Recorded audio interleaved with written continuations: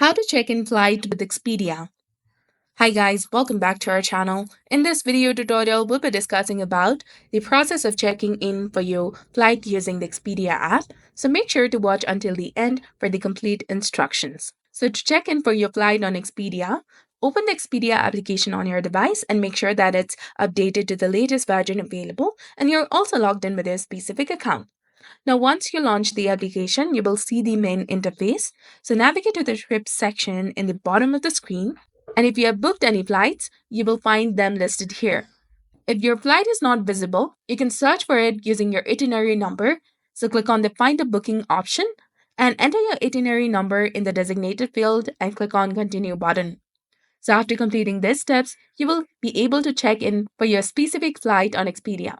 So, this was all about it. This is exactly how you can check in flight with Expedia. So, if you found this guide helpful, please consider leaving a like and subscribing to our channel. Thanks for watching. See you in the next one.